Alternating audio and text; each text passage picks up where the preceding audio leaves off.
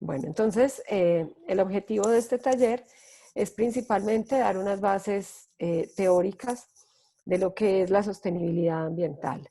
Nosotros cada vez vemos que los temas ambientales y los temas de sostenibilidad están en la agenda de todas las instituciones públicas, privadas, enfocadas a veces a lo ambiental, a veces no tanto, pero siempre ya se deben tener estos temas de sostenibilidad ambiental en la agenda. Algunos pensando en certificaciones de calidad como la ISO 14000, que es una norma que distingue lo ambiental, otros dentro de una responsabilidad social que también ya agrupa lo ambiental, otros para tener una visión mucho más holística de lo que tenemos, y en el caso de la Universidad Tecnológica de Pereira, pues con una facultad de ciencias ambientales consolidada, pues mucho más son estos temas que deben estar presentes en nuestra agenda y en nuestro vocabulario.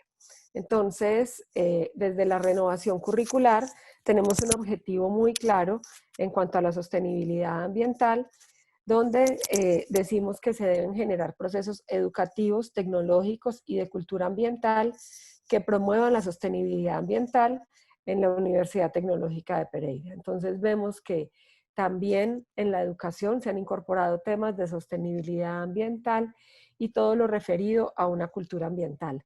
Desde el Centro de Investigaciones Ambientales que nosotros tenemos en la UTP, el cual está suscrito a la Vicerrectoría de Investigaciones, se desarrollan actividades muy tendientes a la sostenibilidad ambiental. Pero como vamos a ver más adelante, eso no es responsabilidad de una sola dependencia, de una sola facultad, sino que debe estar inmerso dentro de la cultura de la universidad en esa parte de cultura ambiental.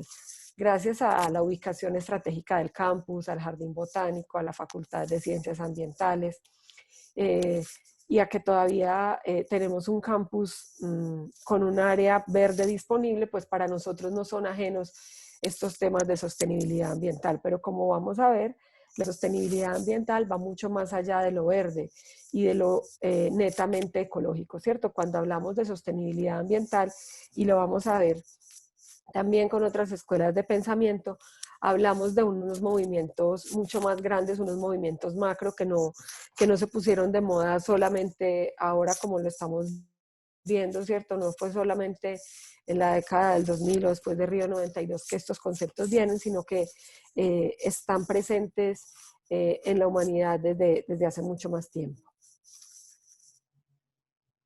Bueno, también dentro de todo el componente de renovación curricular, evidenciamos que diferentes programas académicos tienen relación directa con la sostenibilidad ambiental. Acá se evidencian unos cuantos, pero se podría decir que todos lo tienen. Entonces es como entre los estudiantes empezamos a involucrar estos temas ambientales, ¿cierto? Independientemente de su formación, cómo empezamos a involucrar los temas ambientales. Desde la ingeniería industrial tenemos se tiene una asignatura que se denomina biología para ingenieros, donde se les da una visión holística también de los procesos industriales y cómo esos procesos industriales están inmersos dentro del metabolismo social y cómo el metabolismo social también trabaja los temas ambientales. En ingeniería física tienen una asignatura que se llama medición de la contaminación ambiental, en tecnología industrial desarrollo sostenible, en mecatrónica ciencias del ambiente, en la licenciatura un seminario de educación ambiente, y en otros programas pues está la dimensión ambiental implícita, ¿cierto? Entonces, lo primero que quiero mostrarles es qué es la dimensión ambiental, ¿cierto?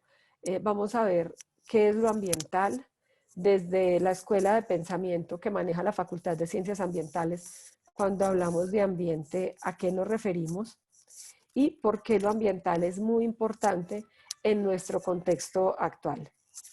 Entonces, lo primero es que esa dimensión ambiental no nace solamente en los 90 o en la década del 2000 o ahora como una moda. Ese movimiento ambiental empieza desde los años 60 con una marcada preocupación por el deterioro ambiental. Entonces, este movimiento ambientalista es una respuesta a la crisis ambiental que se empezó a evidenciar en el planeta. Se podría decir que hasta antes de los años 60 se creía que la naturaleza y los recursos naturales eran ilimitados, es decir, que nosotros teníamos agua en cantidad y calidad disponible siempre. También así lo pensábamos del suelo y del aire. Cuando empiezan a suceder o cuando el planeta empieza a reaccionar por problemas como la contaminación, entonces el mundo se da cuenta que los recursos naturales son finitos y que está empezando un deterioro paulatino de ellos a causa del modelo de desarrollo que se estaba viviendo, entre otros, ¿cierto? Entonces se empiezan a evidenciar problemas que no son locales, es decir, el problema de la contaminación pasó de ser solamente, por ejemplo, al problema de contaminación atmosférica que se vivió en Londres por la revolución industrial, y los planetas empezaron a ser planetarios y a afectar a todas las localidades, pero de manera diferenciada.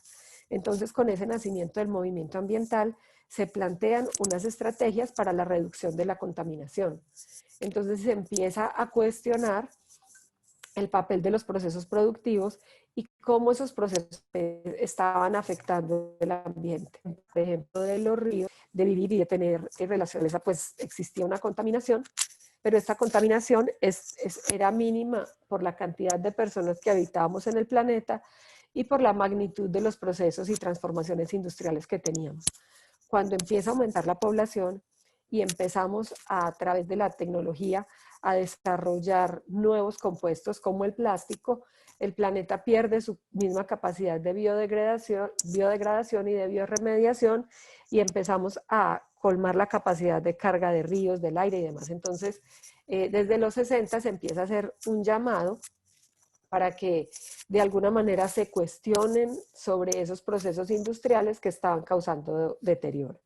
Entonces, como les decía, recursos que antes creíamos que eran ilimitados, ahora se convierten en recursos finitos y escasos. Y empiezan a aparecer unas nuevas ciencias, o no tanto nuevas ciencias, sino ramas de diferentes disciplinas o de diferentes ciencias que tratan este problema ambiental. Para el caso de las ciencias ambientales, entonces, por ejemplo, la economía ambiental, ya que la economía es la ciencia de la escasez y ya los recursos naturales estaban inmersos en esa escasez, empiezan a ser postulados para que los recursos naturales entren en una lógica económica y de esta manera racionalizarlos. Entonces, la economía tiene postulados como dentro de su visión como racional de los individuos económicos, se tiene que pagar por lo escaso, y de esta manera los recursos naturales entran en el círculo económico. También dentro de este movimiento ambiental, entonces la presión del modelo de desarrollo y de este modelo que estaba acabando con algunas condiciones naturales hace que se empiecen a conservar hábitats como reservas. Entonces, también en estos años 60 empieza a cuestionarse el hombre qué podemos hacer para conservar nuestro hábitat, y las reservas naturales, en nuestro caso los parques nacionales naturales, se convierten como en esas islas donde se quiere conservar la biodiversidad.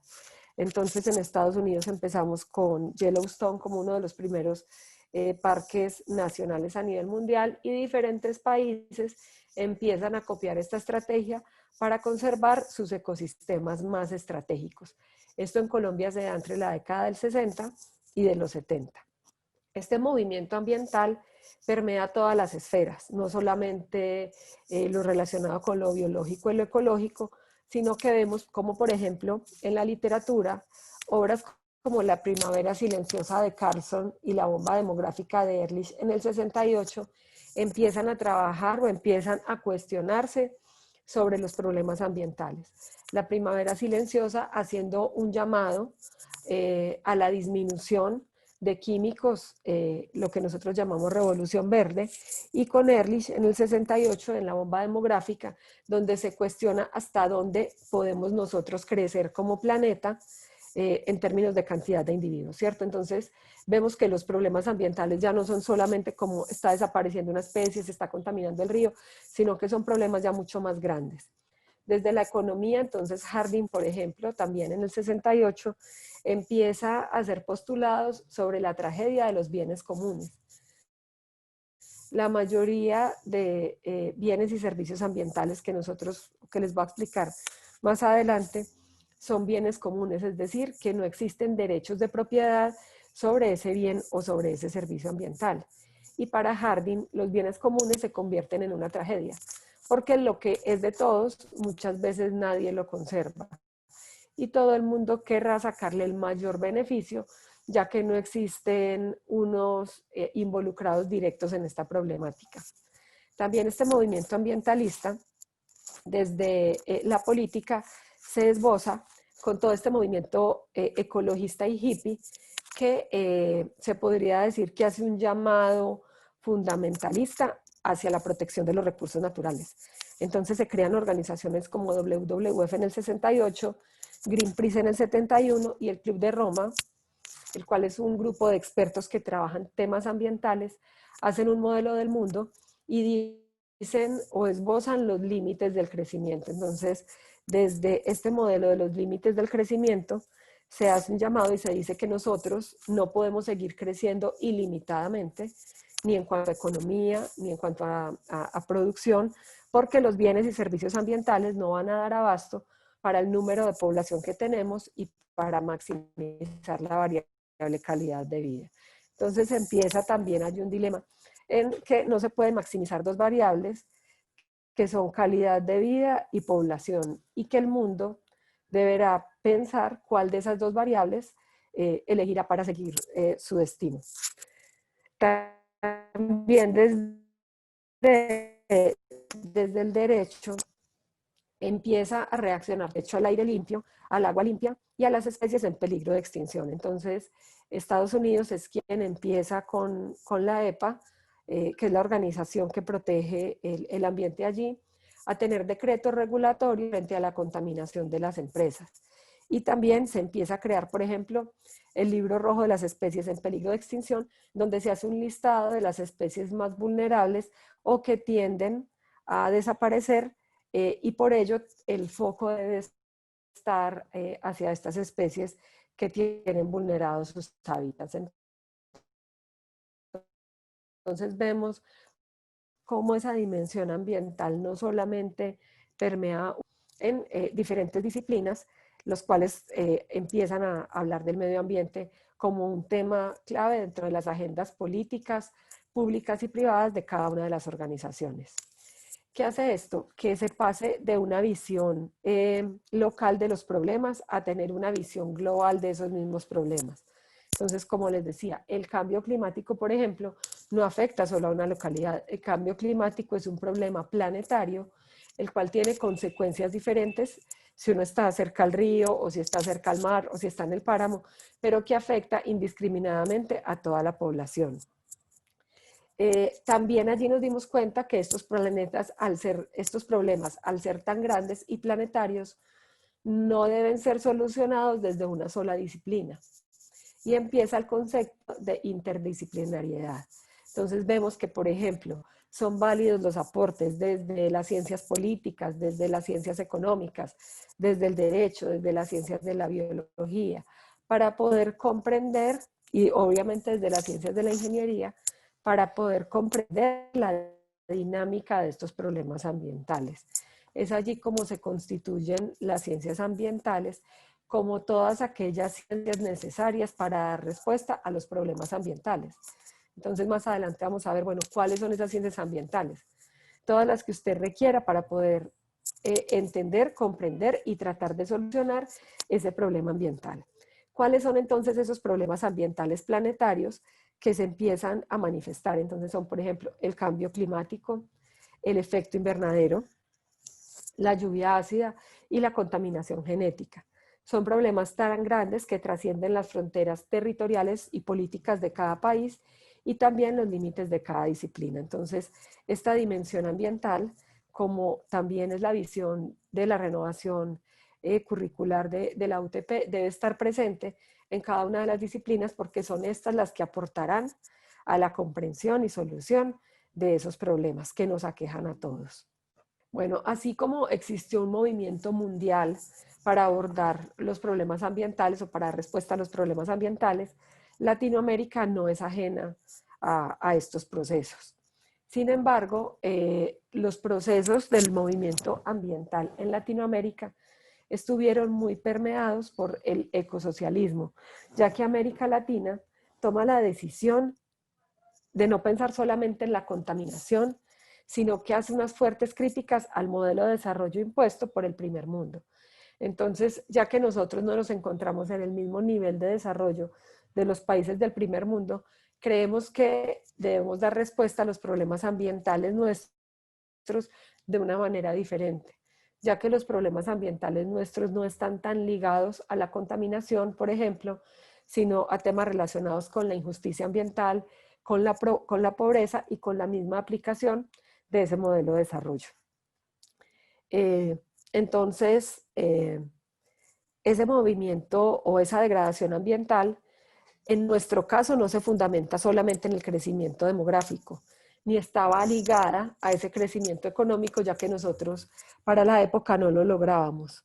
Este crecimiento o esta degradación ambiental está fundamentado en un modelo de desarrollo que es inequitativo y ese deterioro ambiental se podría decir que es una consecuencia de ese modelo, ya que tiene que ver con las formas desiguales del ingreso y con todas las formas de pobreza.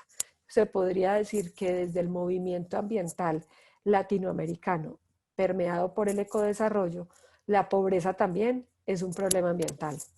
Por eso las ciencias sociales están presentes también en el estudio de los problemas ambientales y todos los movimientos de agroecología política, de ecología política, eh, hacen parte del estudio de los problemas ambientales. Entonces América Latina dice, ¿cómo podemos nosotros hablar de un problema de contaminación cuando nosotros tenemos personas que ni siquiera tienen condiciones de calidad de vida para tener derecho a lo mínimo, ¿cierto? Y en esas desigualdades sociales es que también vemos problemas ambientales. Como nosotros vemos en América Latina, siempre la población más vulnerable frente a una amenaza ambiental, llámese inundación, terremoto, huracán, son las poblaciones más pobres, porque son las poblaciones más pobres las que dependen directamente de los recursos naturales. Entonces, nosotros vemos en nuestra ciudad dónde están situadas nuestras poblaciones o nuestra población más pobre en las riberas de los ríos, cerca al derrumbe, al deslizamiento, invadiendo las áreas de inundación de los ríos, porque son territorios, como le decía Harding, de uso común y allí es donde se asienta también la pobreza que nosotros tenemos. Entonces, para América Latina es claro los problemas de pobreza cuando hablamos de la dimensión ambiental. Esto entonces, en el 79 empieza con manifestaciones, por ejemplo, de la CEPAL y el programa de Naciones Unidas para el Medio Ambiente, PNUMA, en donde en su publicación Estilos de Desarrollo y Medio Ambiente en la América Latina se construye una obra pionera porque hace reflexiones sobre la dependencia y los nuevos estilos de desarrollo desde la perspectiva ambiental. Entonces Left, quien es uno luego de los ambientalistas o ambientólogos más reconocidos en América Latina, circunda el problema ambiental también a un modelo de desarrollo. Y es así como América Latina responde a estas cumbres mundiales como Estocolmo 73, Brundtland 87 y Río 92, tratando de marcar diferencia y decir no todos necesitamos las mismas soluciones a los mismos problemas ambientales. Si bien Europa se puede centrar, por ejemplo, en los desarrollos tecnológicos e ingenieriles para el proyecto, para darle respuesta a la contaminación, América Latina también debería dar respuesta no solo desde las soluciones ingenieriles, sino también desde lo social, constituyendo cuestionamientos frente a la aplicación desigual de ese modelo de desarrollo que se tenía. Ya vimos entonces cómo fue la respuesta de lo mundial, cómo fue la respuesta de lo nacional, y ahora vamos a ver en qué se fundamenta ese movimiento ambiental colombiano, que ha sido también uno de los pioneros en América Latina. Entonces, Colombia responde rápidamente luego de esa crisis ambiental desde la legislación con el Código de los Recursos Naturales en el 68. Ese Código de los Recursos Naturales es uno de los códigos más representativos que América Latina pudo tener en materia ambiental. Hablar en el 68 nosotros de figuras o de la creación de figuras como el INDERENA era de avanzada en esa época, ¿cierto? Entonces en el 68 se dan los primeros pinos, se crea el INDERENA y ya en el 74 se crea el Código Nacional de los Recursos Naturales, en donde todavía nosotros tenemos este código vigente en algunas áreas. Entonces, Colombia, ahora otra vez vamos a ver de cuáles ambientalistas, reacciona de una manera muy positiva y propositiva frente a los problemas que se tienen. Entonces, nosotros vemos también cómo se empiezan a crear las corporaciones autónomas regionales dentro de toda la jurisdicción ambiental a partir del Código de los Recursos Naturales en el 74, siendo uno de los movimientos de avanzada. Ese movimiento ambiental en Colombia, entonces, así como a nivel mundial, se evidenció en diferentes disciplinas, en Colombia también se creó o se manifestó de diferentes maneras. Ese cambio, ese movimiento ambiental se fundamentó, por ejemplo, entre otras, en fuertes movilizaciones estudiantiles y campesinas que se empezaron a presentar en las universidades colombianas entre los 60 y los 70, dando origen a los primeros intentos de creación de un movimiento ambiental desde lo académico. Entonces son las regiones como la Universidad del Valle, la Universidad del Tolima y en alguna parte o en Bogotá con la Universidad Nacional, quienes empiezan a crear los grupos ecológicos dentro de las universidades. Entonces tenemos el grupo ecológico de la Universidad del Tolima con Gonzalo Palomino, la cátedra de ecología dentro de un programa de agronomía en la Universidad Nacional de Colombia, convirtiéndose en un hito y en algo muy extraño de cómo una facultad de agronomía que estaba muy fundamentada en la Revolución Verde permite que se expresen como movimientos diferentes. Y es allí donde empieza a permear también la agroecología, los movimientos alternativos a la agronomía clásica en estas cátedras ambientales. Y también tenemos las jornadas ecológicas en la Universidad del Valle, generadas por Aníbal Patiño. Todos estos ambientalistas reconocidos en Colombia. También a través de un escrito de Tobasura caracteriza a los actores del movimiento ambiental colombiano. Entonces, este movimiento ambiental colombiano está fundamentado por diferentes actores. Entonces, tenemos que decir que son los académicos de este movimiento ambiental. Nosotros a veces cuando pensamos en el movimiento ambiental, a veces creemos que solamente es el movimiento social, pero la academia ha respondido fuertemente frente a este movimiento ambiental, como también lo vemos en la UTP con la creación de la Facultad de Ciencias Ambientales, pero los más reconocidos, Miguel Becerra, quien fue el primer ministro de Ambiente del doctor César Gaviria Trujillo, Gustavo Wilches Chaus, Aníbal Patiño y Francisco González. Esos creadores de pensamiento empiezan a guiar una línea académica frente a esos problemas ambientales. También la academia se empezó a sincronizar con ese problema ambiental. Entonces, de alguna manera se empieza a dar un peso científico a ese movimiento social ambiental. Y ese peso científico responde en las universidades, por ejemplo, creando facultades de ingeniería sanitaria e ingeniería forestal, tratando de contrarrestar o darle un peso mucho más científico al ambientalismo popular. Entonces vemos que acá los ambientalistas no son solo militantes, ¿cierto? No son solamente reflejo de un movimiento ambiental popular, sino que también son académicos. Luego, en esta década se dice que existen ambientólogos, quienes se dedican desde la academia al medio ambiente, y ambientalistas, quienes lo ejercen de manera popular. Pero en Colombia, estos han estado yendo y viniendo, o sea, las universidades nunca han estado ajenas del movimiento ambiental. Hay otro tipo de ambientalistas que son más los del movimiento popular y son quienes han estado orientados a la praxis. Entonces se podría decir que estos son los ambientalistas que han estado muy a la defensa o creadores de las ONGs ambientales, los movimientos y las luchas campesinas y étnicas, principalmente indígenas. Entonces allí encontramos, por ejemplo, a Gonzalo Palomino, al profesor Guillermo Castaño, quien es profesor de nuestra universidad, a Luis Alberto Osa, a Idelbrando Vélez y a Juan Pablo Ruiz, como personas que han estado siempre orientadas a los movimientos ambientales, que la academia no los ha desconocido y también incluso han estado entrando y saliendo de la academia, pero su lucha es mucho más social y enfocada a los pensadores o al apoyo de las luchas campesinas, indígenas y ambientalistas. Y existen otro grupo que han estado más orientados a la política.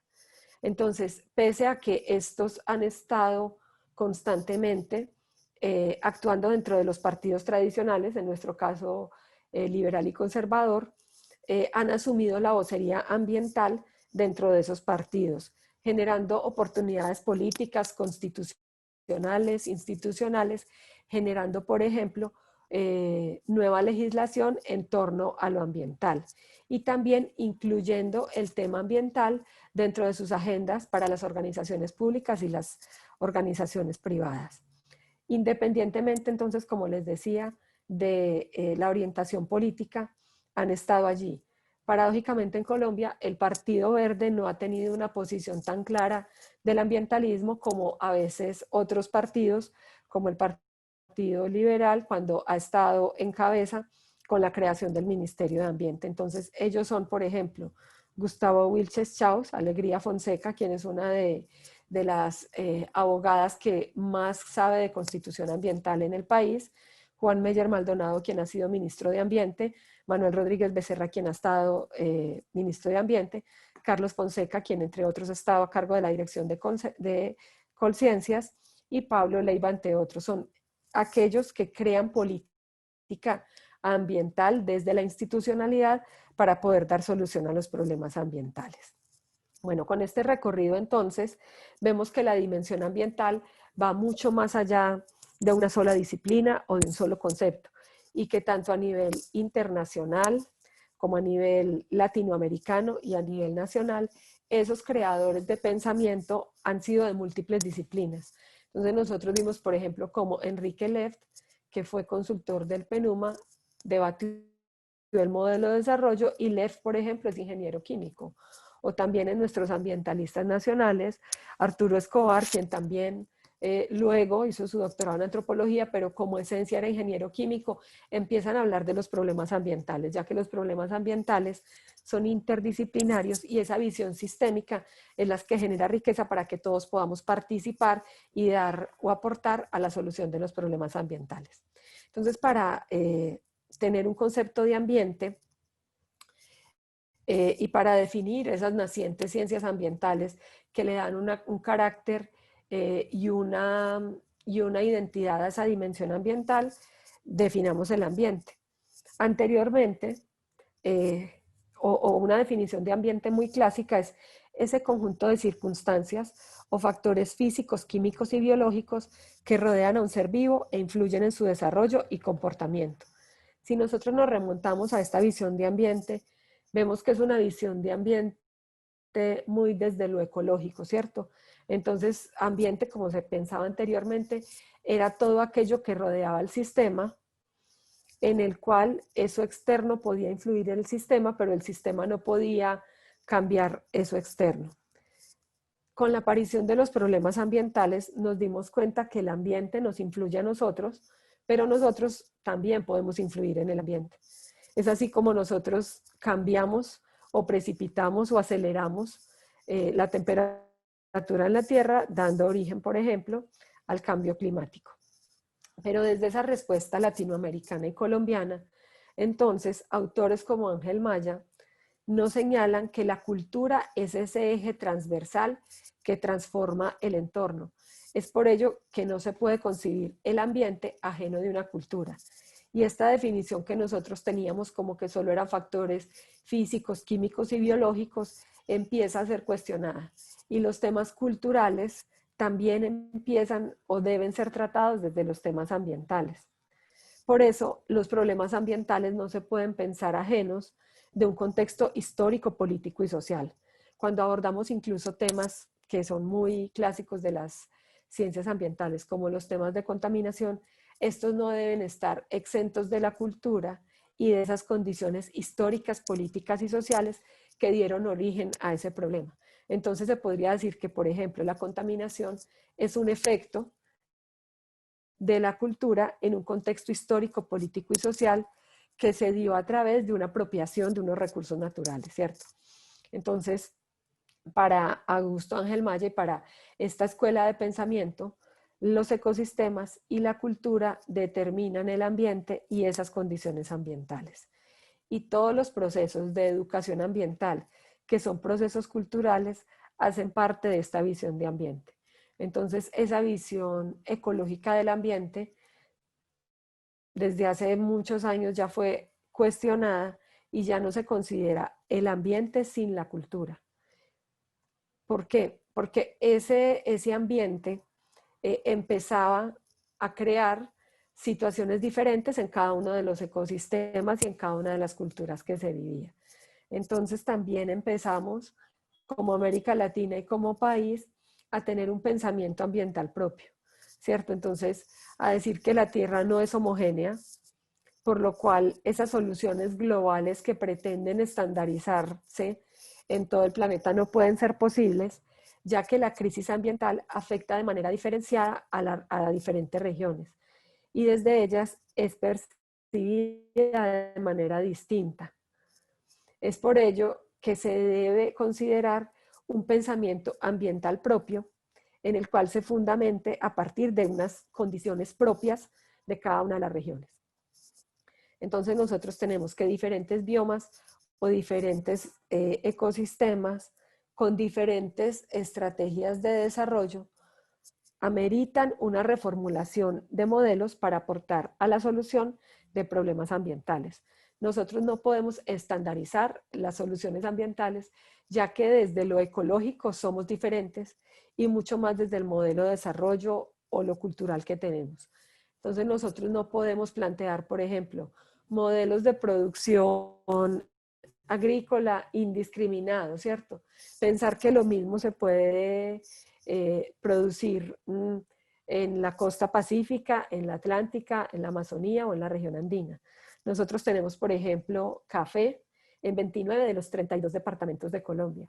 Y los modos de producción de café deben variar porque las condiciones culturales son completamente diferentes. Y las soluciones plasmadas para una región no necesariamente deben ser las mismas para la otra. Si bien desde el punto de vista ecosistémico, el café tiene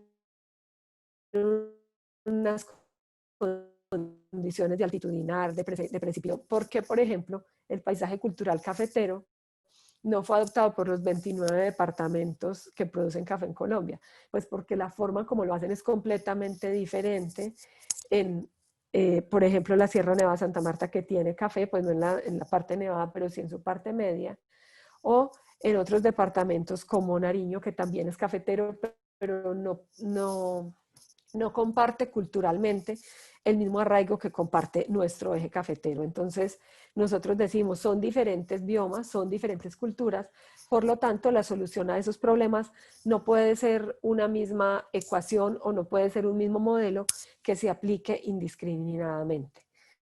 Entonces, aquí tenemos un llamado a uno de los que nos hace uno de los ambientalistas, como Isaías Tobasura, donde dice, no solo son acoples tecnológicos o reformas de recetas económicas la solución de los problemas ambientales.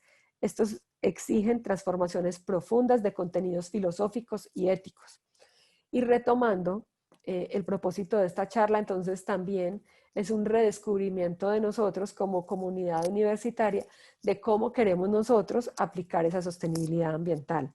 No podemos nosotros pensar en que vamos a tener unas soluciones o unos procesos de educación ambiental similares o iguales a los que tengan otra universidad, porque nosotros compartimos características ecológicas diferentes, como les decía, por donde estamos situados, por las bondades ecológicas que tenemos, pero también culturales, ¿cierto? Estamos en una zona cafetera, nosotros tenemos estudiantes de diferentes partes del país, también tenemos unas facultades diferentes a otras partes del país y hemos vivido procesos en cuanto a lo ambiental muy diferentes a otras universidades. Entonces ahora les quería proponer este primer ejercicio para que ustedes hagan una pequeña búsqueda en Google y identifiquen o puedan buscar los conceptos de desarrollo sostenible y desarrollo sustentable. Y libremente nos puedan explicar diferencias y similitudes que encuentren en este concepto.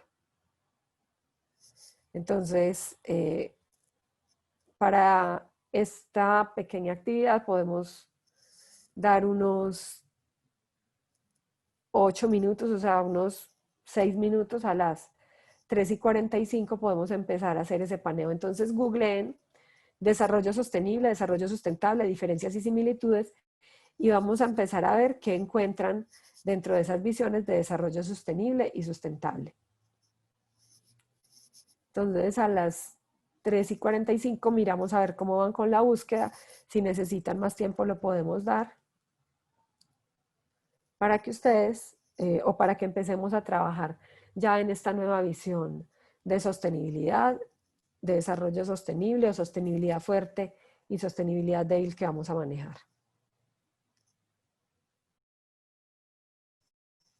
¿Cómo van con la búsqueda? ¿Creen que necesitan más tiempo? ¿Ya han encontrado algo?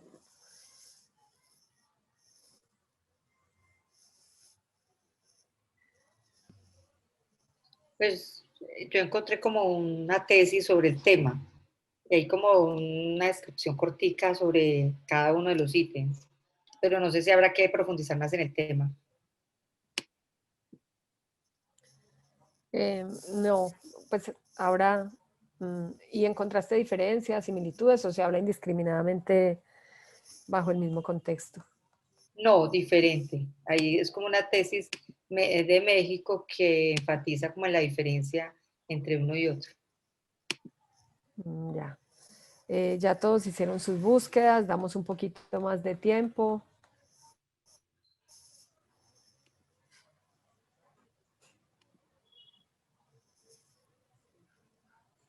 Bueno, entonces empecemos. Bueno, empecemos con las diferencias. ¿Qué diferencias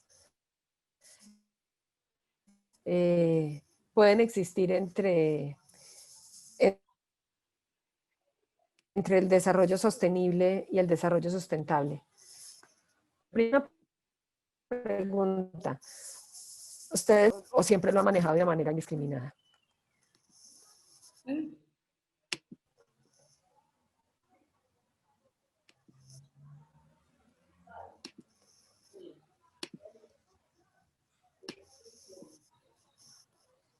Bueno, también Jesús Moreno, que no existe diferencia.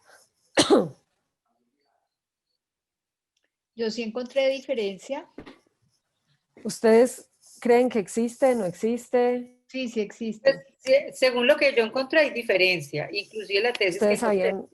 Cuéntame, María Cristina, ¿qué No, encontraste? digamos lo que encontré y viene de Naciones Unidas, es que el desarrollo sostenible es el proceso mediante el cual se trata de satisfacer necesidades económicas, sociales, de diversidad cultural y de un ambiente sano de la actual generación sin poner en riesgo la satisfacción de generaciones futuras. Eso es sostenible. Y pues eso dice Naciones Unidas. Y sustentable está relacionado Sí. con un proceso por el cual se preserva, conserva y protege solamente los recursos naturales. O sea, hace mucho énfasis en la parte de recursos naturales sin realmente ver todo el ecosistema que veíamos y que tú nos explicabas, cultural, bueno, etcétera, etcétera, etcétera. pero pues sí digamos que se sustenta en proteger los recursos naturales para el beneficio de generaciones futuras, pero sin ver todo este contexto que nos explicabas antes. Eso fue lo que yo encontré. Muchas gracias. De pronto, Carmen, que también hizo la búsqueda. Yo pienso que también hay, y también lo leí en algún lado, hay como unas diferencias, ¿no? En traducciones, las traducciones también, como se ha trabajado en inglés, en portugués, en francés, a veces las traducciones generan estas como, no sé, como que será, confusiones. Entonces, a veces se mezclan las dos palabras, pero para mí en principio serían distintas. Ya tú nos explicarás cuál es Ajá. no la solución, sino como la postura más.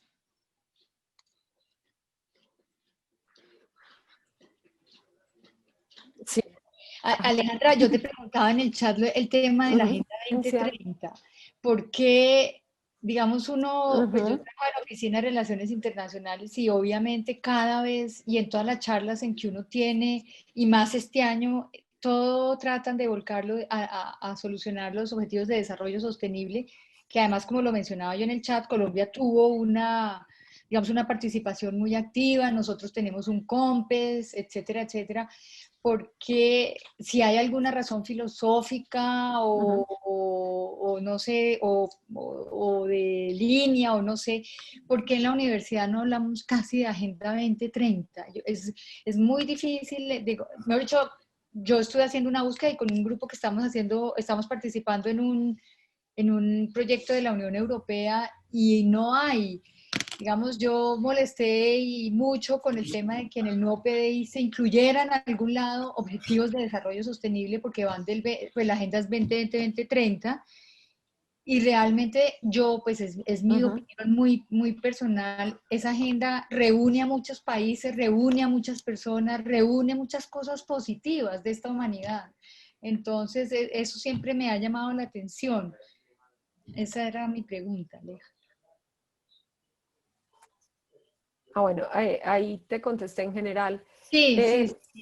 No sé si es solo en nuestra universidad, pero creo que en la mayoría también de universidades se trabaja más general es el tema de educación ambiental y de sostenibilidad ambiental. Y en esas agendas tampoco es que hagan mucho hincapié en la educación ambiental a nivel superior. Siempre todavía se tiene la idea que educación ambiental son procesos no formales, no tanto formales como los de la universidad, y también por eso ha estado en general las universidades un poco ausentes, siendo la nuestra una de las que lo tiene más presente. Entonces imagínate, por lo menos nosotros lo tenemos. Ok. Sí, a mí me llama la atención porque, digamos, en el tema internacional, en el tema de cooperación internacional, lo primero que a ti te preguntan es, oiga, su propuesta, ¿a qué ODS le está pegando? ¿A qué retos, de qué objetivo de desarrollo sostenible le aporta? Y obviamente muy de Europa, ¿no? Naturalmente. Pero a mí yo lo veo bien, o sea, yo lo digo que es una manera de reunir en torno a unos objetivos a muchas personas y que yo considero son objetivos valiosos. Entonces, sí, eso me llama la atención. Ahora de pronto con la explicación de sostenible y sustentable podemos ver cuáles son también las respuestas políticas y por qué a veces son tan evidentes en unos lados y en otros no. Gracias. Bueno, ¿alguien más encontró similitudes o diferencias en cuanto a los términos que comprendieron de desarrollo sostenible y sustentable? Ahora por acá en el chat, Fernando nos decía, el sustentable es más ingenieril, el sostenible más enfocado al ser humano.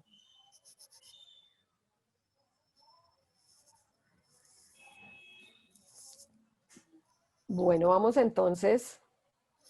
No sé, Carmen también había encontrado algo sobre sostenible y sustentable. Te leo lo que encontré. Dice, el desarrollo sostenible representa un enfoque principal sobre el desarrollo y busca la manera que sea sostenido por medio del cuidado del ambiente. Y el desarrollo sustentable enfatiza el cuidado de los recursos naturales y su uso, pero mediante un modelo que protege el ambiente como prioridad. Un poco lo que dijo María Cristina. Pero también en esa misma tesis encontré otra cosa que también dijo María Cristina, Dice, la controversia. Actualmente se utiliza sin distinción los términos sostenible, sustentable, duradero o perdurable.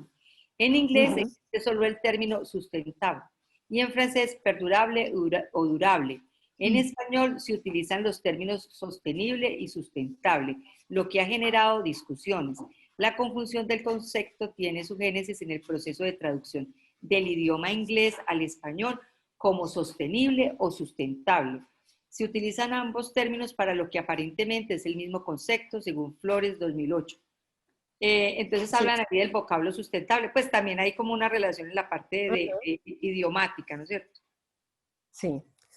Entonces, vamos a ver ahora esos dos conceptos, teniendo en cuenta que, como les explicaba inicialmente, América Latina tomó una diferencia o tomó partido frente a una escuela del ecosocialismo.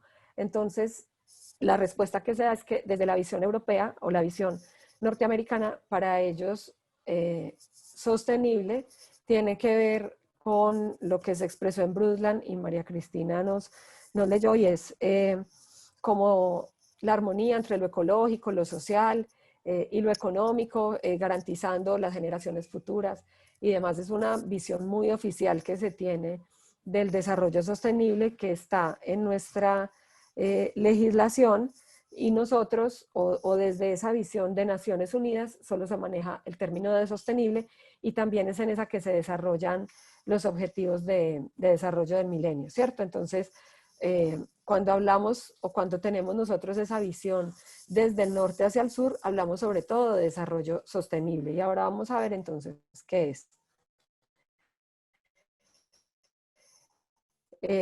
Creo que muchos de ustedes han conocido este esquema, ¿cierto? Que son las posibilidades sociales del desarrollo, en donde se tienen unas condiciones ecológicas, unas condiciones sociales y unas económicas, que cuando esas tres circunstancias confluyen, se habla de desarrollo sostenible, pero que también puede existir un desarrollo ecológico y social, no económico, que es soportable, un desarrollo ecológico y económico que es viable cuando lo social no está operativo sin tener en cuenta lo ecológico. Y uno pensaría, ¿cómo se puede prescindir de alguno de estos tres factores, ¿cierto? Si los tres son los que dan la sostenibilidad. Entonces, para podernos distinguir entre sostenible y sustentable y pensar que solamente un error de traducción, los académicos han desarrollado el término de sostenibilidad débil y sostenibilidad fuerte. La sostenibilidad débil hace mención a lo que nosotros llamamos desarrollo sostenible o sostenibilidad, y la sostenibilidad fuerte a lo que nosotros llamamos desarrollo sustentable. Y ahora vamos a ver la diferencia de estos dos. Entonces se dice, por ejemplo, que toda nuestra legislación colombiana está sustentada en la sostenibilidad débil o en el desarrollo sostenible. Nosotros, a partir de todas las cumbres de Río 92 y demás, adoptamos el desarrollo sostenible en nuestra Constitución. Entonces, esa sostenibilidad débil parte de que debe existir un equilibrio entre lo económico, lo social y lo ecológico, y que es allí en este triángulo donde confluye la sostenibilidad. Pero, bueno, y aquí tenemos esta caricatura donde es una limonita para este pobre desarrollo sostenible, porque esta sostenibilidad débil, desde el punto de vista académico, permite la sustitución de los capitales. Entonces vemos cómo escuelas, por ejemplo, como la economía ambiental, cuando hay, por ejemplo, un impacto ambiental considerable y se afecta ese capital natural o ese capital ecológico, permite que se compense con dinero esas afectaciones que se hacen. Entonces, es de esta manera como puede sustituirse uno de los capitales. Entonces, desde que este capital total no se ve afectado. Entonces yo puedo tener una obra de desarrollo, una obra de ingeniería, en la que afecto alguno de estos capitales, pero lo puedo compensar económicamente, y de esta manera no afecto el capital total. Entonces, esta ecuación de la sostenibilidad débil es propio de la economía neoclásica, que es nuestro, pues en el que está fundamentado nuestro modelo económico, y como derivación a la economía ambiental. Entonces nosotros vemos que se empiezan a desarrollar una serie de instrumentos para que se pueda compensar, y nosotros lo vemos a diario cuando analizamos problemas ambientales. Entonces encuentran, por ejemplo, un pozo petrolero cerca a una comunidad indígena y desde la visión de la sostenibilidad débil y del desarrollo sostenible y toda nuestra legislación es, se deben reubicar porque pues nosotros necesitamos un desarrollo económico y se va a compensar a esas personas dándoles dándoles condiciones similares a las que tienen en otro lugar, es decir, compensando.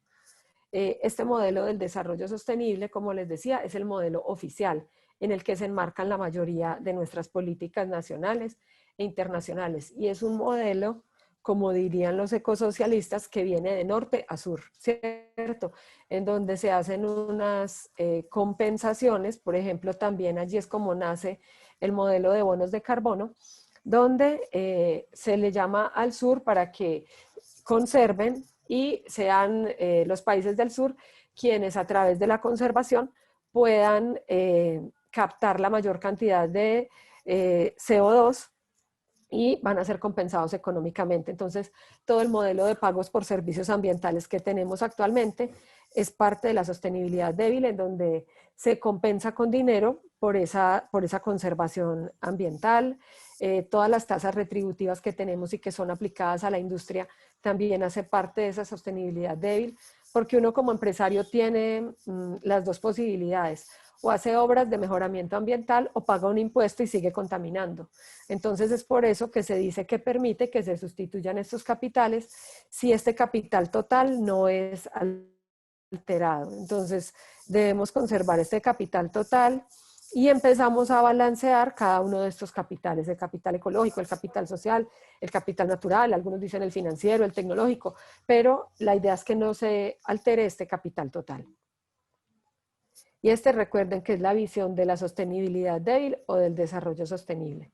También dentro de la economía ambiental y entonces toda la gestión ambiental, los temas ambientales son considerados o se incluyen dentro del gran marco económico. Entonces la economía se convierte en este marco que a nosotros nos posibilita un mercado de bienes y servicios en donde las empresas y las familias utilizan la naturaleza como un recurso natural.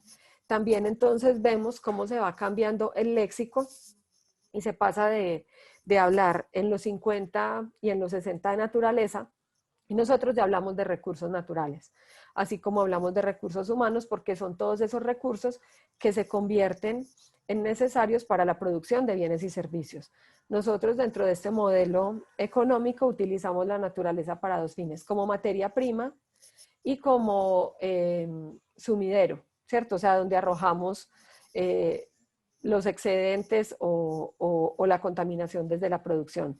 Entonces, los recursos naturales o la naturaleza entra a la ecuación como un recurso. Entonces, es una visión restringida del ambiente y la economía es ese marco en el que se desenvuelven el resto de relaciones productivas, económicas y naturales. Sin embargo, existe otra postura alterna al desarrollo sostenible y esta viene desde una escuela económica que ocurre en el siglo XVIII y son los fisiócratas, los cuales obviamente no tuvieron tanta auge como los mercantilistas, que fueron paralelos, pero ellos decían que ningún proceso económico debería estar desligado de las leyes naturales, es decir, que ninguna ley económica podría estar encima de las leyes naturales. Y esos son los principios de la bioeconomía, muy diferente a la bioeconomía que conocemos hoy en día, que es más permeada por el modelo del desarrollo sostenible, pero entonces allí ya hay unas luces que vuelven a tomar el ambiente como un todo. Y hablamos entonces de sostenibilidad fuerte, que cuando hacemos las traducciones, entonces ya no es solamente sustentabilidad, sino hard sustainability, o cuando hablamos de sostenibilidad débil nos referimos con soft. Entonces, incluso ya dentro del mismo concepto en inglés hablamos de cosas diferentes. En esta sostenibilidad fuerte La economía es solamente un subsistema dentro del sistema social y este sistema social es un subsistema dentro del sistema planetario. Entonces decimos que dentro del desarrollo sostenible tenemos una visión antropocéntrica, donde el hombre y la economía son el centro. Dentro de la sostenibilidad fuerte o del desarrollo sustentable, la economía es solo un subsistema dentro del gran sistema planetario y decimos que es un sistema ecocéntrico, donde las condiciones ecológicas son primero o deberían estar primero que las condiciones sociales y que las leyes económicas. Entonces, dentro de este paradigma de la sustentabilidad, sostenibilidad fuerte y del desarrollo sustentable, entonces vemos que ya no son esas tres bolitas intercaladas, ¿cierto? Sino que el sistema económico debe estar permeado por las leyes sociales, estas por unas leyes bióticas y estas por unas abióticas. Es decir, ninguna ley económica puede estar por encima de una ley natural. Y vamos viendo cómo va evolucionando este término y nosotros ya hablamos, por ejemplo, en nuestros parques naturales, reservas y demás, de términos como la capacidad de carga. La capacidad de carga, cuando hablamos de temas turísticos, es, por ejemplo, la capacidad máxima que tiene un ecosistema de soportar turísticas, de soportar actividades turísticas sin que se vean afectadas sus condiciones iniciales. Miren que ahí no hablamos de temas económicos, o sea, no decimos le vamos a sacar el máximo provecho, no, siempre decimos cuánto es lo máximo que este ecosistema puede soportar y a partir de ello decimos, bueno, entonces tenemos que tener un sistema social que respalde ese número de personas máximas que pueden ir y ya luego se hacen los cálculos económicos para que sea rentable para las personas que están en ese destino. Entonces, cuando hablamos de un turismo masivo, por ejemplo, de sol y playa, tipo Cartagena o San Andrés, solo pensamos en lo económico y los hoteleros solo piensan en lo económico y es cuántas personas debo traer yo para obtener el máximo beneficio. Cuando ya hablamos, por ejemplo, de turismo sustentable, hablamos de capacidad de carga y decimos, por ejemplo, en el Santuario de Fauna Flora o Tunquimbayá o en el Jardín Botánico, se tiene que solamente pueden recibir 100 visitantes al día, supongamos el Jardín Botánico, con grupos de 20 personas, es decir, que solo podríamos hacer 5 recorridos de 20 personas al día. Ahí ya estaríamos limitando las leyes naturales a las leyes económicas. Entonces ya después de que ya tengamos establecida esa capacidad de carga, decimos, ¿cuánto les tenemos que cobrar a esas 20 personas que solamente pueden asistir o a esas 100 personas para que estemos en un equilibrio? Entonces siempre son primero las leyes naturales que las leyes económicas. Como está plasmada en nuestra legislación, estos términos apenas están empezando a aflorar, porque nosotros primero tenemos un desarrollo económico y luego los otros tipos de desarrollo. Y esto lo vemos cuando se dan las discusiones, por ejemplo, de minería en los páramos, donde la posición del gobierno es que se puede hacer y que se debe sacar provecho económico tratando de conservar las condiciones naturales. Otros dicen, no, podemos hacer minería en otras partes, pero ¿por qué en un páramo si es demasiado frágil, si la capacidad de carga es restringida y demás? Entonces, cuando hablamos de desarrollo sustentable o de sustentabilidad fuerte, el sistema económico es solamente un subsistema dentro de ese sistema.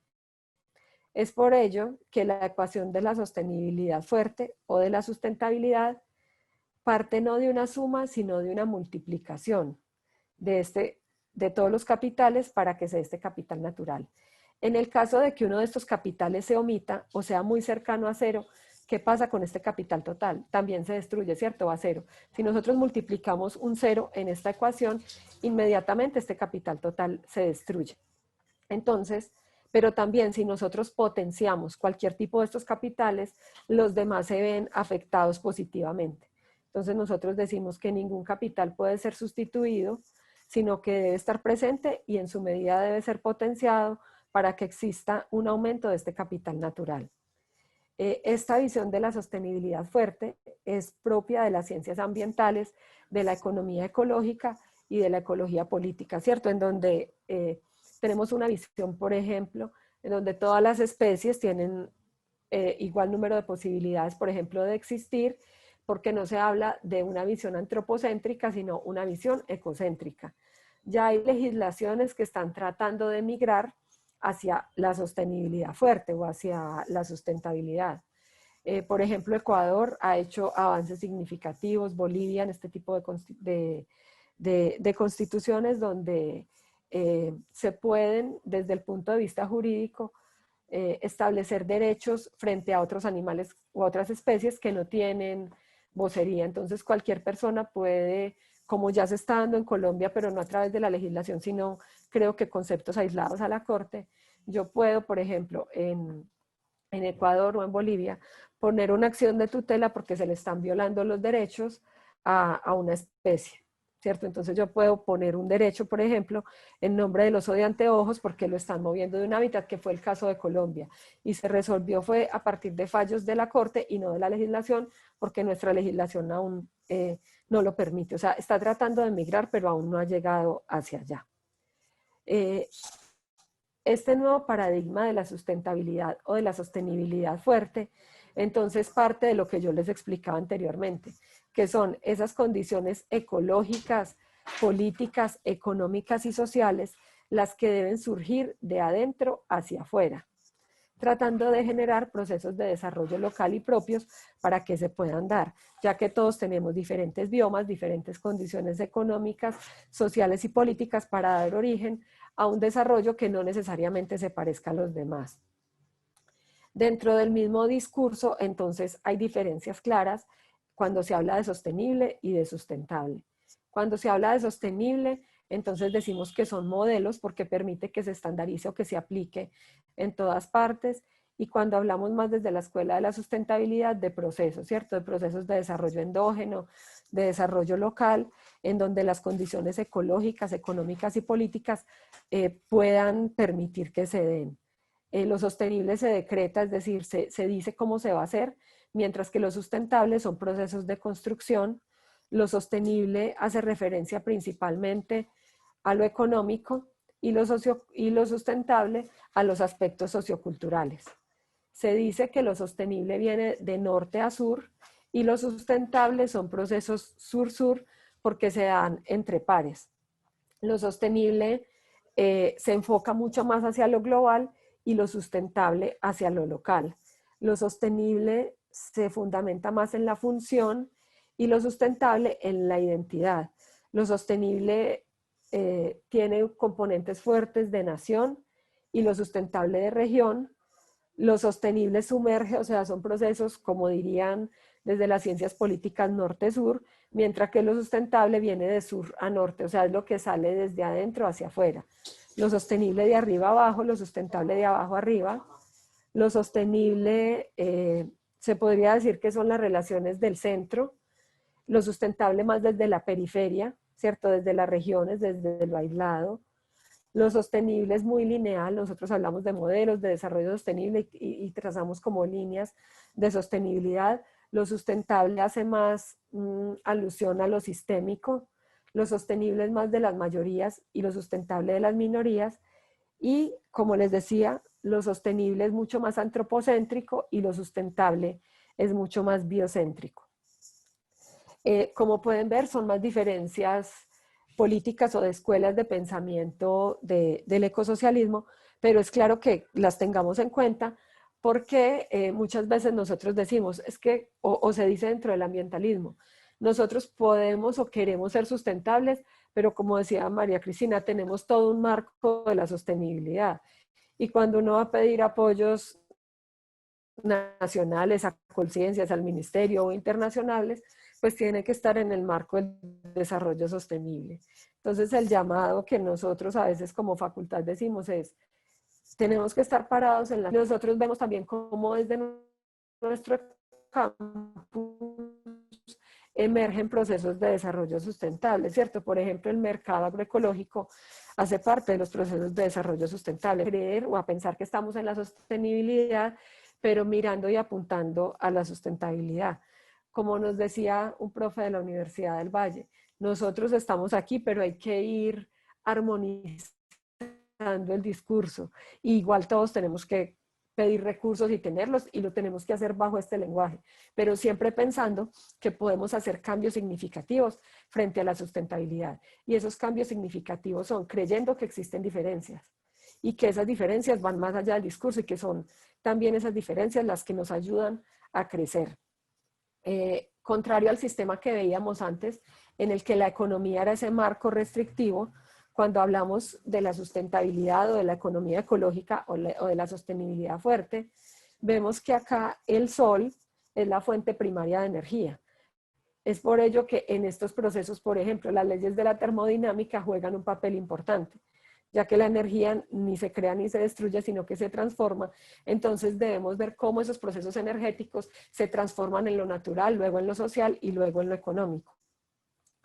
Y donde la naturaleza tiene un papel mucho más allá de ser proveedor de materias primas y sumidero de residuos, y es ese marco que nos permite ejercernos a nosotros como personas en una sociedad y como sociedad asumir un sistema económico. Entonces, cuando nosotros creemos que el mercado lo es todo, llegan propuestas alternativas donde dicen, no, es que antes que el mercado existió lo natural y antes también del mercado existió lo social. Por eso ya no se habla de una economía, sino de diferentes tipos de economías posibles que resurgen y que confluyen frente a otras posibilidades. También nosotros cuando nos desenvolvemos en ese marco del desarrollo sostenible y del desarrollo sustentable, hablamos de los bienes y servicios ambientales, que en otras palabras son los beneficios que el hombre trae de la naturaleza.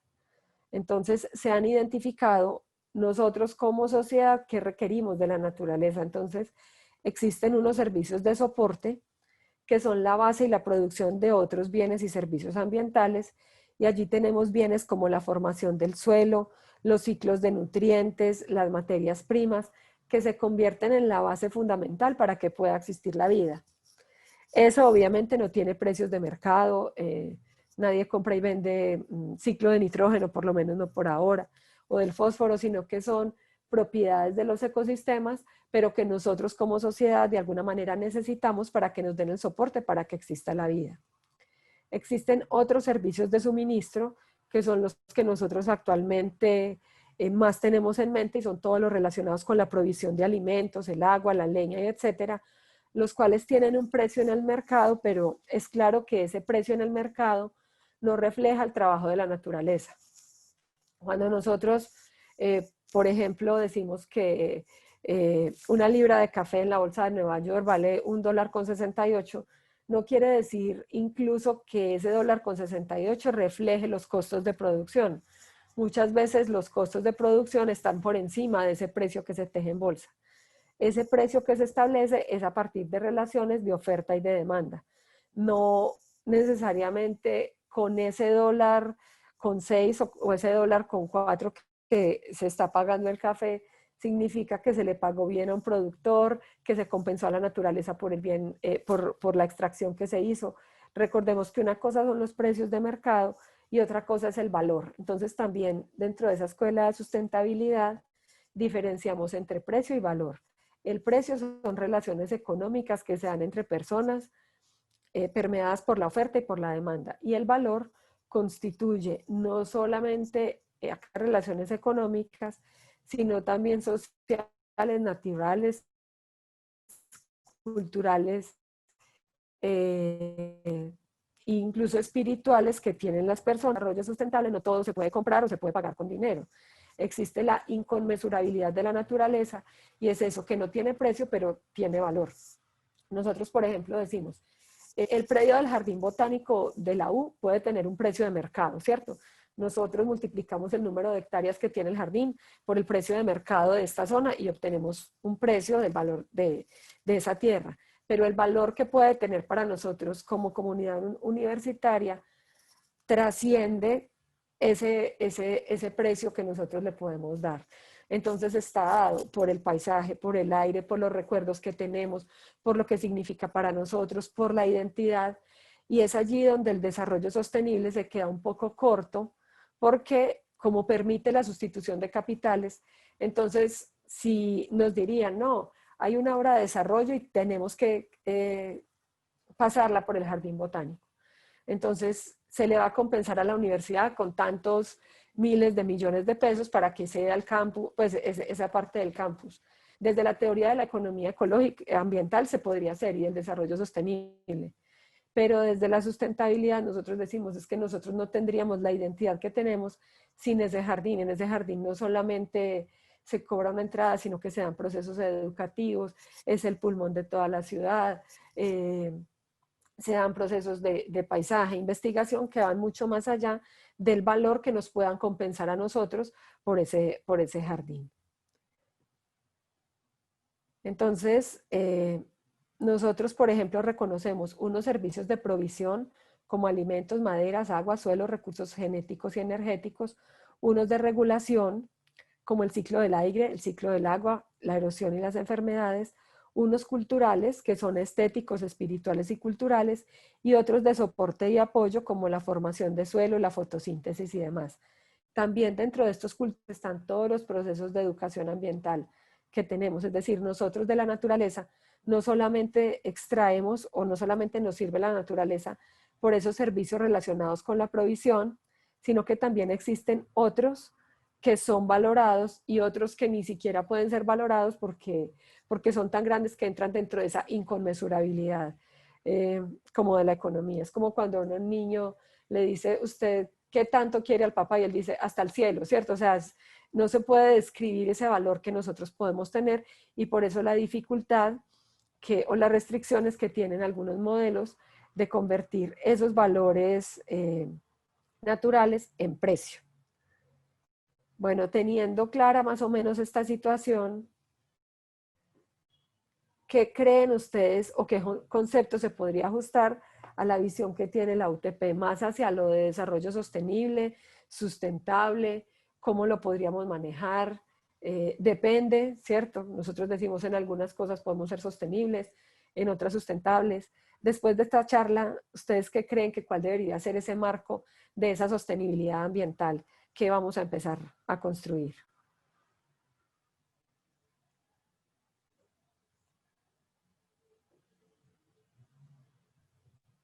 Pues sonaría obvio, bueno, para mí, irse por esa sustentabilidad fuerte, pero indudablemente lo que tú has mencionado, llevamos siglos conquistados, colonizados, entonces quizás lo más complicado ahorita es ver cómo articula unas realidades de mente, de pensamiento, de la misma educación, con esto a lo que queremos llegar, que es realmente a pensar en un desarrollo sustentable, para no equivocarme, o sea, sostenible fuerte, en el que se tenga en cuenta todos esos valores que no solamente están centrados en lo económico. En Europa, por ejemplo, Alejandra, también yo he leído, hay movimientos de que el crecimiento no es la solución, la solución es más despacio, es el bienestar de todos, es el buen vivir del que hablan en Ecuador Sí. también. Entonces, ¿cómo ir mirando allá? Uno quisiera pues que pasado mañana, listo, bueno, a partir de hoy en Colombia, pero no es Somos así porque como sustentables. tú misma lo decías, hay políticas, yo estoy, pues, que pues, la ignorancia es muy grande definitivamente y yo tenía en mi cabeza otras cosas. Entonces, la verdad es que la exposición que has hecho hoy ha sido muy, muy reveladora, muy interesante. Y nos pone a pensar indudablemente para la universidad qué es lo que queremos, qué es lo que se quiere incluir en esa formación integral de los estudiantes, que además tiene que ver con la formación pues de los docentes indudablemente. Y pues bueno, yo en este momento no soy docente, espero algún día hacerlo, pero digamos desde el rol que yo desarrollo en la oficina, creo que es muy importante tener esta claridad de ir construyendo hacia esos.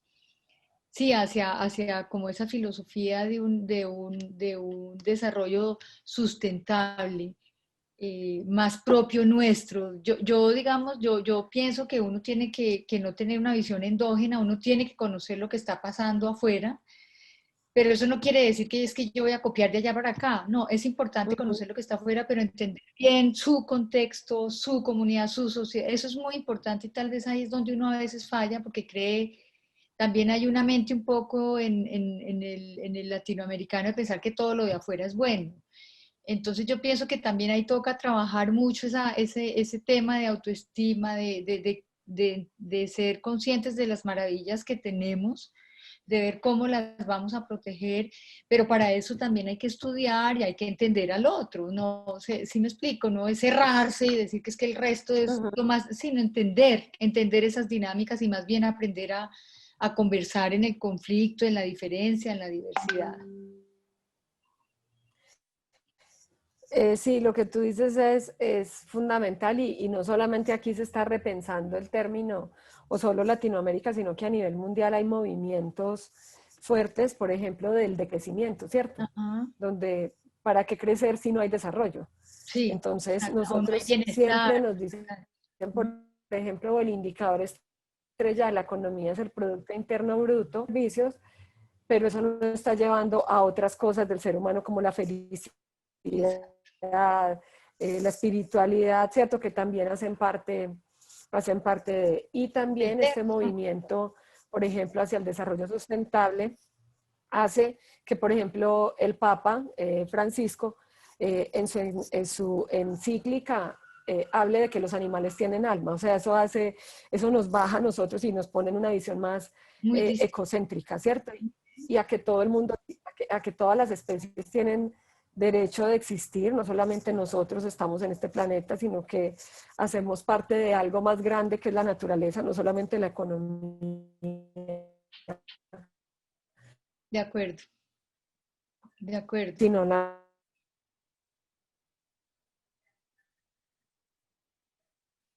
naturaleza. Entonces el Laudato Si, y, y el Sara, mi abuela me dijo, es que sí, dijo, mija, lo que usted me decía, que los animales tienen alma, ya el Papa dijo eso, o sea, estamos poniendo ya estos temas no solamente en un nivel académico, sino que ya estamos tratando de llegar cada vez más.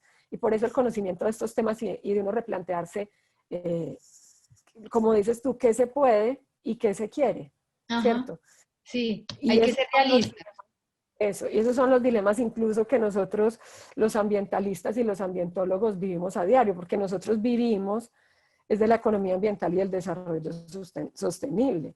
A mí me pagan por hacer estudios de economía ambiental, pues, o sea, por muchas cosas, pues porque ese es el marco legal en que se desenvuelve Colombia. Claro, Pero también, digo yo, en la manera como puedo explicar sobre el desarrollo sustentable, otras economías, apoyo a productores locales y hago pequeños pinos, pero siempre pensando en la sustentabilidad, puedo ayudar a que las cosas vayan cambiando ajá, lentamente. sí, así es, así es. Entonces, por lo menos desde la academia nos dan la posibilidad de soñar, ¿cierto? Entonces, pero a veces nos restringimos nosotros, a veces incluso desde lo académico soñar.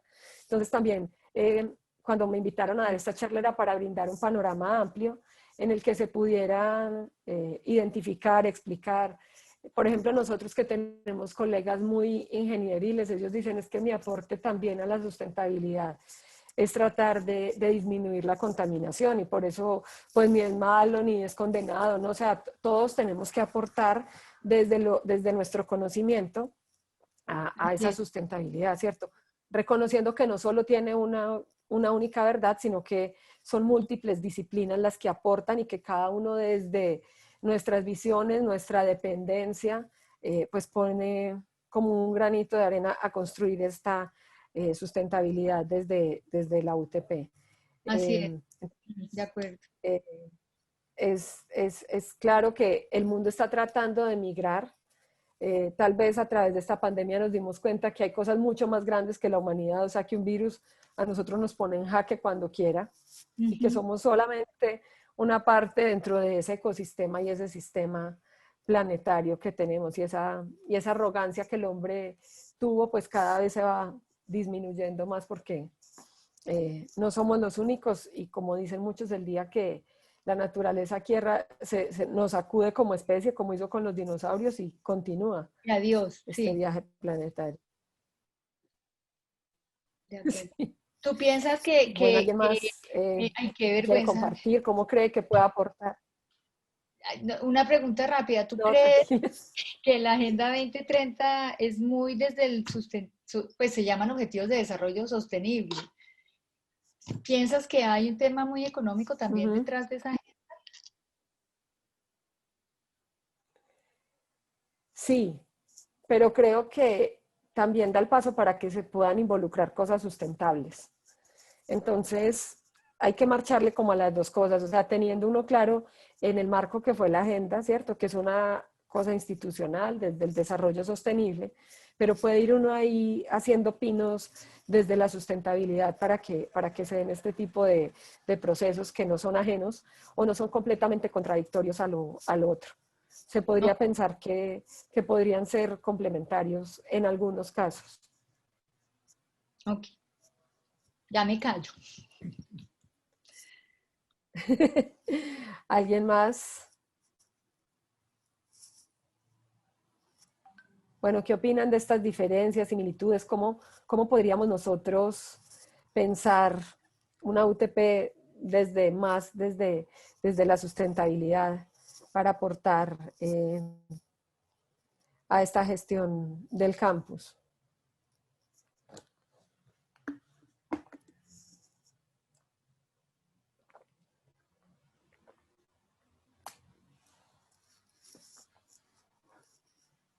Tal vez si no tienen micrófono pueden interactuar por el chat también.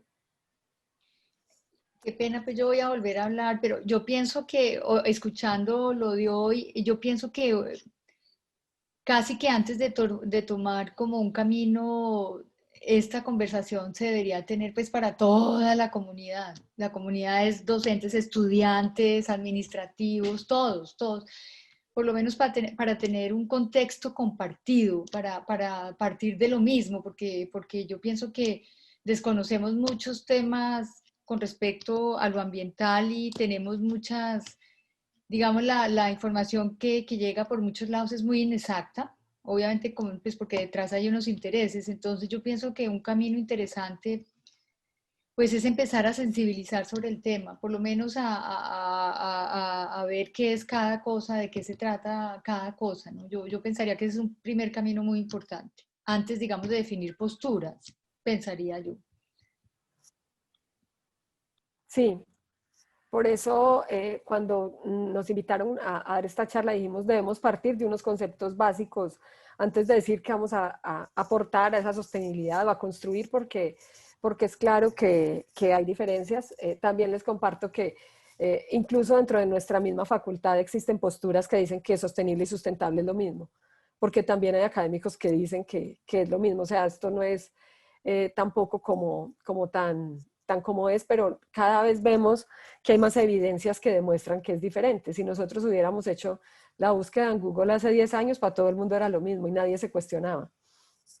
Pero ante las actuales tendencias que tenemos, ante lo que Europa está viviendo y refleja, Estados Unidos, de alguna manera, con la apertura de este nuevo milenio, empezaron a emerger cosas que antes no emergían. El respaldo, por ejemplo, hacia las comunidades locales, hacia lo local, que se evidencia también en la economía.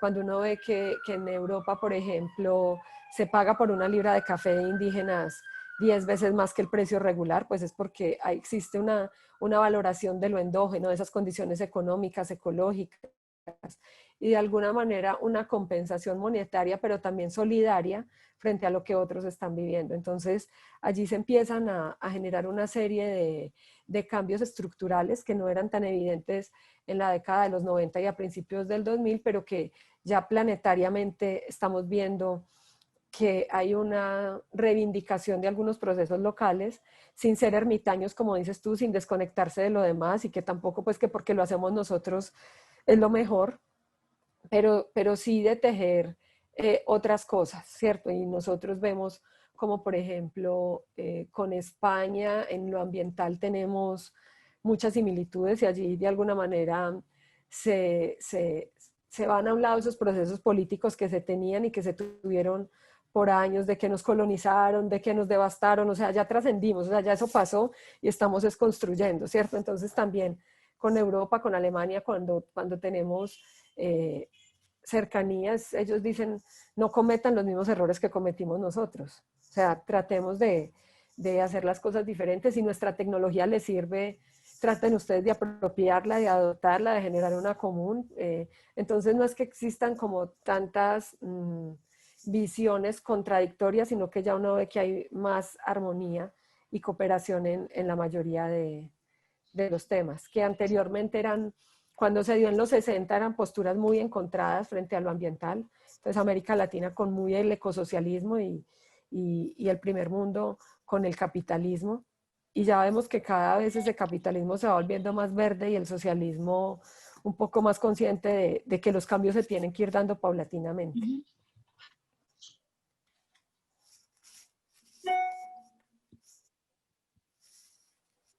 Bueno, compañeros, ¿quién más nos quiere compartir su experiencia? ¿Conocían o no los conceptos? ¿Creen que son relevantes?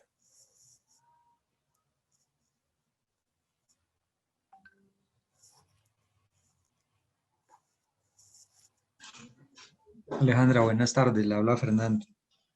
Hola Fernando, ¿cómo estás? De pronto, más que hablar un poco de sostenibilidad y sustentabilidad, yo quisiera rescatar unas cosas buenísimas que usted mencionó en el taller. Y es, por ejemplo, los problemas ambientales son interdisciplinarios. Los problemas se solucionan desde diferentes disciplinas y conceptos. Lo que es de todo, nadie lo conserva. Pero hay algo que me parece muy chévere y es que no necesitamos soluciones ingenieriles, sino también sociales. De hecho, digamos que es algo que siempre trato de decir, bueno, ¿qué será más importante? ¿Lo social, lo económico o lo ambiental? Digamos que es un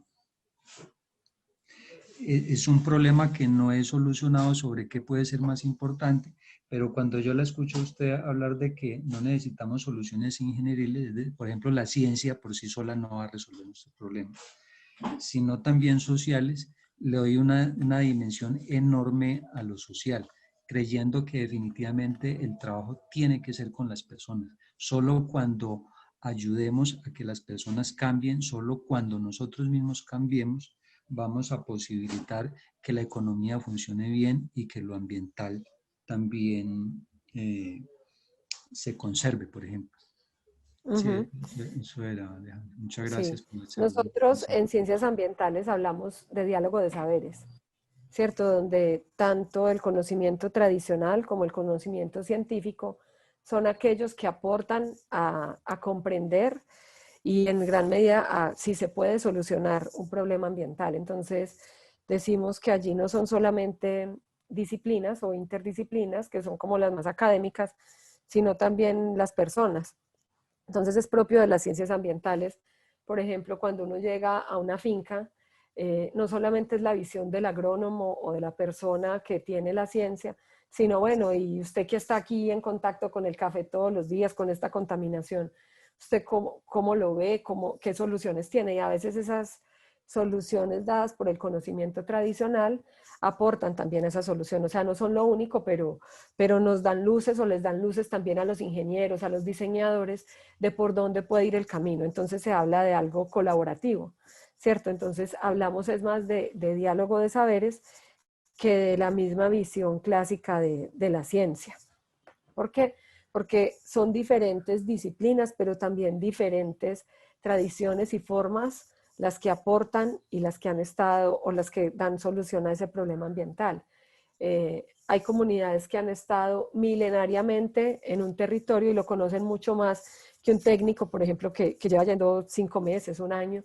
Entonces, es ese saber tradicional acumulado por años el que también nos ayuda a dar lecturas de ese territorio y de las posibles soluciones a los problemas ambientales. Entonces, para las ciencias ambientales, ese diálogo de saberes es clave, ya que tiene la misma validez una solución desde la ingeniería que desde el saber popular.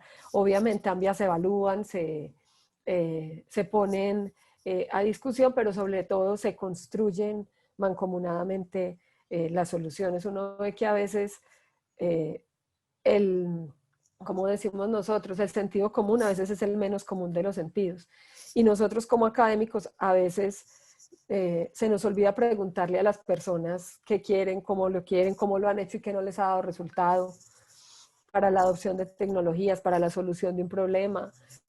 Incluso muchas veces para la hora de un taller uno diría, no, yo el jueves a las 2 y nos dice la señora, no, pero es que, pues señorito, jueves a las 2 nadie puede venir, nosotros a esa hora tenemos esto, lo otro, o sea, a veces el pensar en los otros y en las otras personas hace parte de ese diálogo de saberes que nosotros también desde las ciencias ambientales lo queremos o lo tenemos como una razón de ser.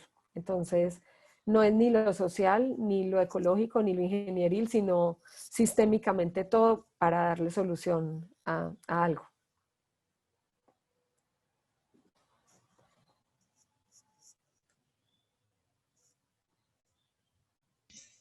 Gracias, Alejandro.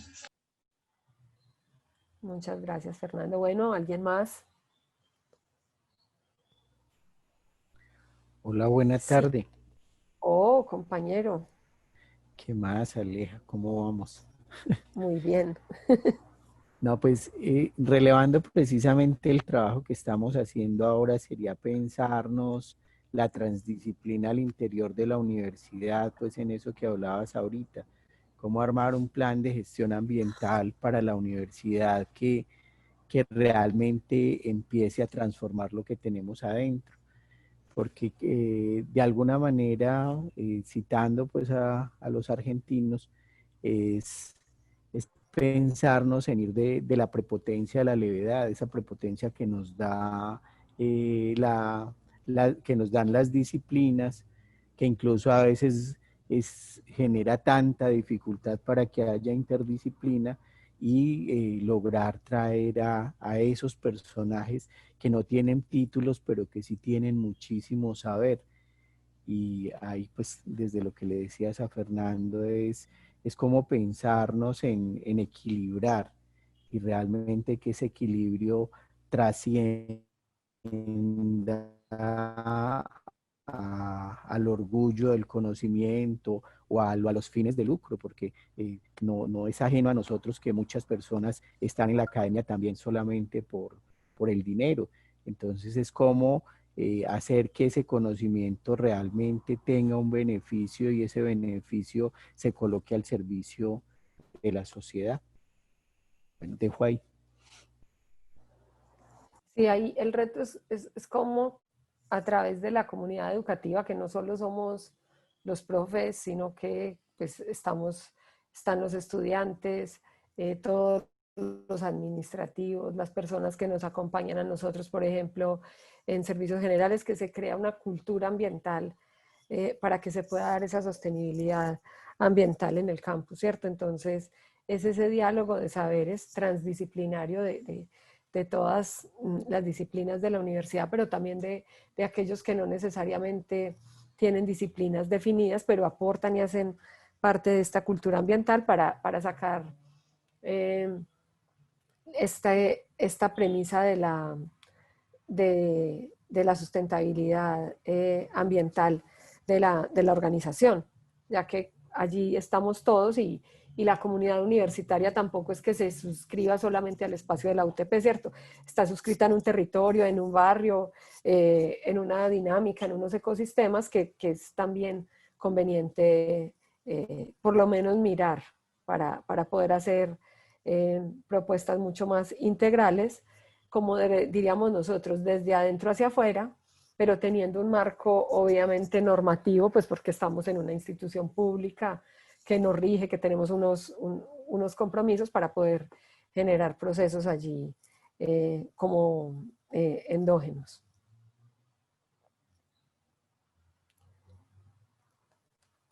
¿Alguien más nos quiere compartir?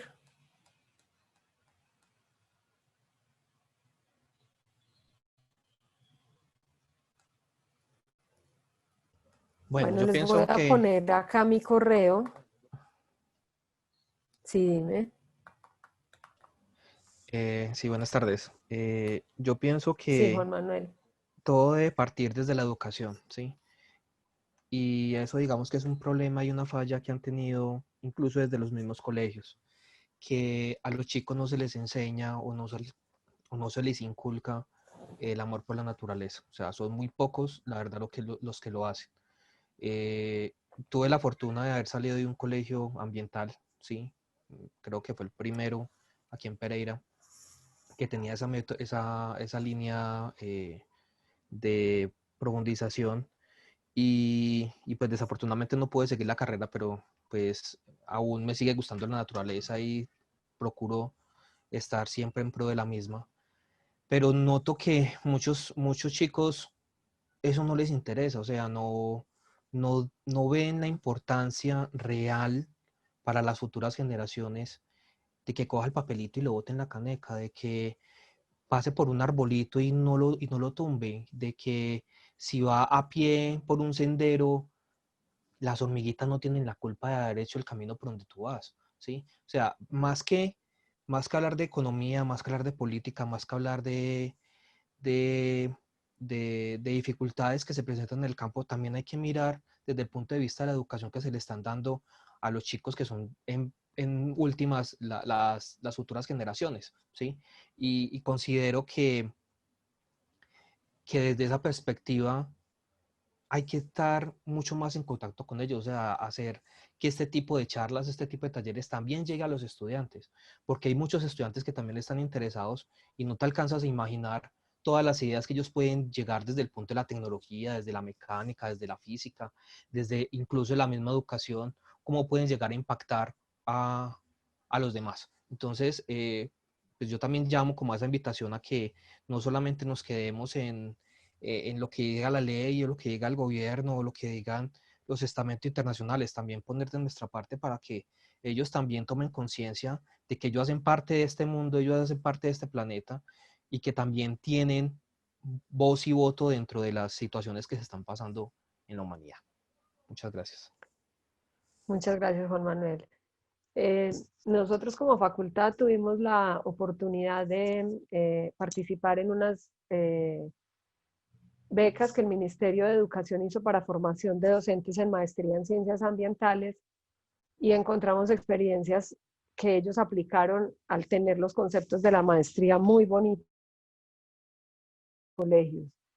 Y se pasó, por ejemplo, de esos proyectos educativos ambientales de los PRAES que por la misma desconocimiento de los profes que son los que tienen que afrontar esos proyectos, solo se piensa en reciclaje o en la huerta, hacer proyectos que de verdad pueden transformar una comunidad educativa.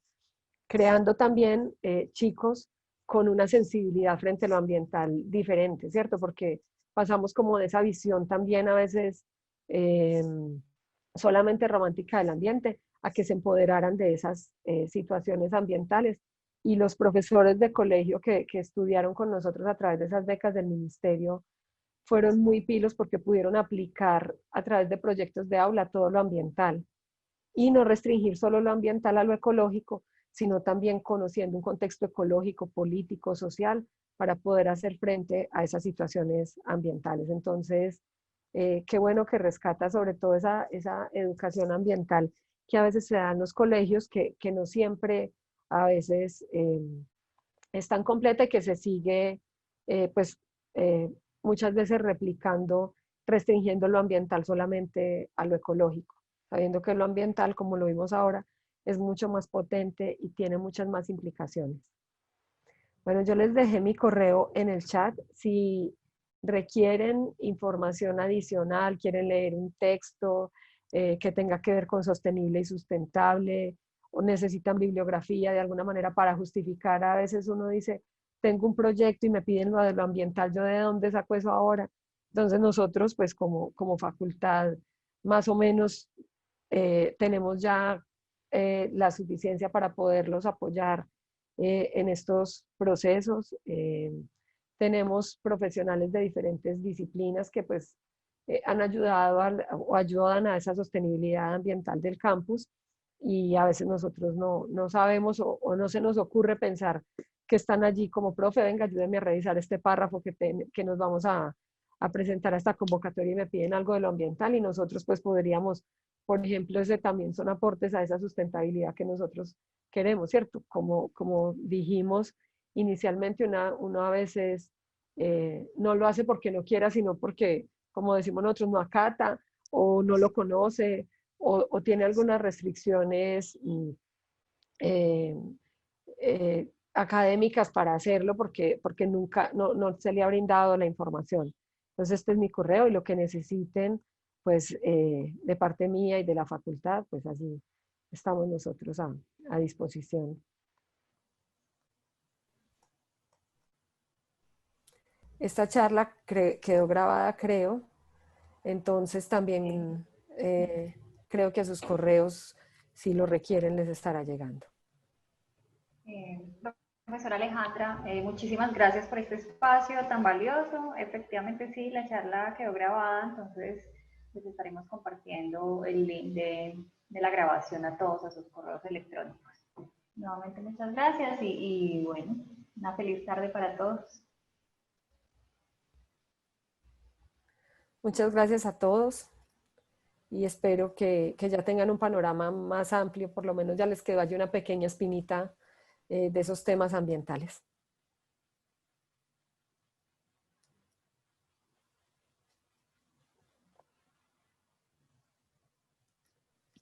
Muchas gracias.